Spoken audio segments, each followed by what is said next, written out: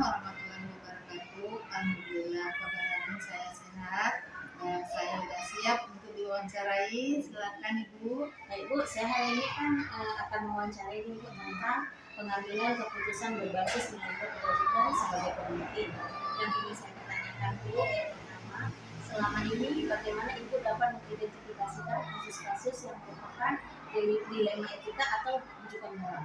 Ya, baik, saya akan menjawabnya. Saya melihat bahwa kasus dilema etika yaitu benar lawan benar, di mana situasi yang terjadi saat itu harus memilih antara dua pilihan. Yang kedua, pilihannya itu benar secara moral tetapi bertentangan. Sedangkan rujukan moral yaitu benar lawan salah, di mana situasinya atau keadaannya harus mengambil keputusan antara benar dan salah. Nah, kemudian Bu, selama ini bagaimana Ibu menjalankan pengambilan keputusan di sekolah Ibu, terutama untuk kasus-kasus di mana ada dua kepentingan yang sama-sama benar atau sama-sama mengandung dalam kebenaran? Baik, saya jawabnya, yaitu dalam kasus dilema etika sebelum mengambil keputusan, terlebih dahulu melakukan pengumpulan fakta siapa yang terlibat, menganalisis benar dan salah, kemudian membuat alternatif solusi dan membuat keputusan, melihat lagi keputusan ataupun merefleksi. Demikian Ibu untuk jawaban yang kedua. Kemudian Bu, langkah-langkah atau prosedur seperti apa yang bisa Ibu lakukan selama ini? Baik, langkah-langkah yang saya lakukan saat ini yaitu langkah yang dilakukan mengumpulkan fakta yang terjadi, kemudian menentukan siapa yang terlibat dan menganalisis benar dan salah, membuat alternatif solusi, membuat keputusan dan melihat lagi keputusan tersebut. Kemudian Bu, hal-hal apa saja yang selama ini Ibu anggap efektif dalam pengambilan keputusan pada kasus-kasus dilema etika? Ya, hal-hal yang efektif dalam mengambil keputusan dalam kasus dilema etika itu adalah dengan melihat siapa-siapa yang terlibat, kemudian mendesak atau tidaknya kasus tersebut dan pengambilan alternatif solusi yang ada. Kemudian Bu, hal-hal apa saja yang selama ini merupakan tantangan dalam pengambilan keputusan pada kasus-kasus dilema etika? Baik, dalam mengambil tantangan dalam pengambilan keputusan pada kasus dilema etika adalah masalah tersebut mempunyai nilai yang sama penting, tapi harus ada yang menguntungkan. Kemudian apakah Ibu memiliki sebuah tata cara atau jadwal tertentu dalam sebuah penyelesaian kasus dilema etika? Apakah Ibu secara langsung menyelesaikan di tempat atau memiliki sebuah jadwal untuk menyelesaikannya?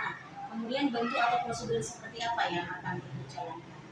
Baik, dalam penyelesaian kasus dilema etika, saya tidak mempunyai jadwal khusus, tetapi ada tata cara kelola dengan menganalisa, yaitu mempertimbangkan dan memusyawarahkan kasus dilema etika yang ada baik secara formal maupun non formal.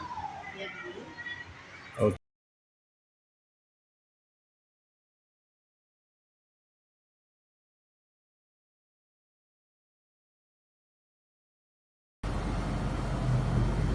Assalamualaikum Bu Ulan. Waalaikumsalam warahmatullahi wabarakatuh. Apa kabarnya hari ini Bu Ulan? Alhamdulillah sehat. Ibu bagaimana kabarnya? Alhamdulillah saya juga hari ini sehat ya. Gini Bu Ulan, terima kasih atas waktunya dan kesempatannya.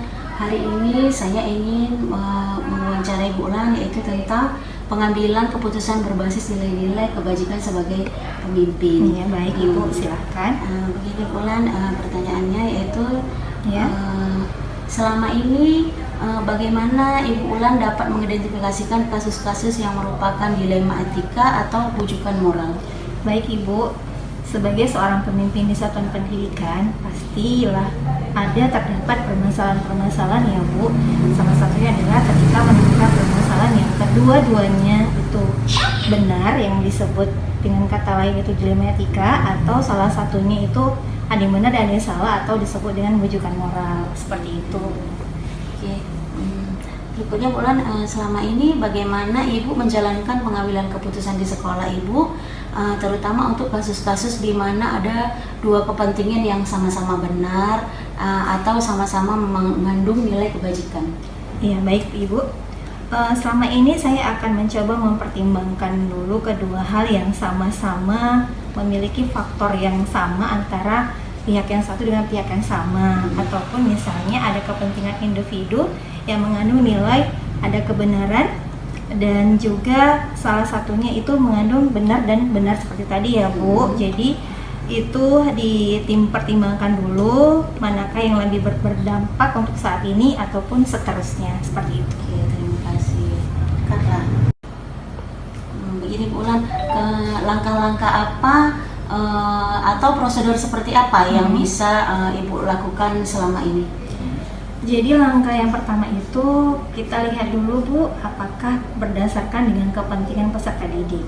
Jadi jika memang persoalan tersebut menyangkut peserta didik, berarti kita harus memperhatikan dulu tentang peserta didiknya dulu, kemudian menyederhanakan permasalahannya, seperti itu. Oke, nah kemudian Bu Ulan, hal-hal apa saja yang selama ini Ibu anggap efektif dalam pengambilan keputusan pada kasus-kasus dilema etika? Baik, dalam kasus dilema etika yang kita tahu ya Bu, itu pasti benar dan benar begitu ya. Jadi diawali dulu dengan mengidentifikasi dan menyederhanakan pokok permasalahannya itu seperti apa. Itu dulu. Hal-hal apa saja yang selama ini merupakan tantangan dalam pengambilan keputusan pada kasus-kasus dilema etika? Jadi dalam pengambilan keputusan itu pasti ada pihak-pihak yang merasa tidak sesuai dengan penilaian mereka, tetapi kemudian kita coba memberikan pemahaman ya Bu kepada mereka mengenai keputusan yang telah diambil dan kemudian mempertimbangkan untuk kelanjutannya atau ke tahap selanjutnya itu keputusan itu bermanfaat atau tidaknya, seperti itu. Nah, kemudian apakah Ibu memiliki sebuah tata cara atau jadwal tertentu dalam sebuah penyelesaian kasus dilema etika? Kemudian apakah Ibu langsung menyelesaikan di tempat atau memiliki sebuah jadwal untuk menyelesaikannya dalam bentuk atau prosedur seperti apa yang akan Ibu jalankan? Untuk penyelesaiannya itu tidak ada jadwal ya Bu untuk menyelesaikan permasalahan, jadi memang dilihat dari segi permasalahannya. Kalau memang permasalahannya itu butuh waktu secepatnya untuk diselesaikan, maka memang harus diselesaikan dengan saat itu juga. Tetapi bila permasalahan itu tidak perlu diselesaikan dengan cepat, artinya bisa melihat kemungkinan-kemungkinan dari keputusan yang lain, itu bisa dipertimbangkan nantinya. Kemudian Bu, adakah seseorang atau faktor-faktor apa yang selama ini mempermudah atau membantu Ibu dalam pengambilan keputusan dalam kasus-kasus dilema?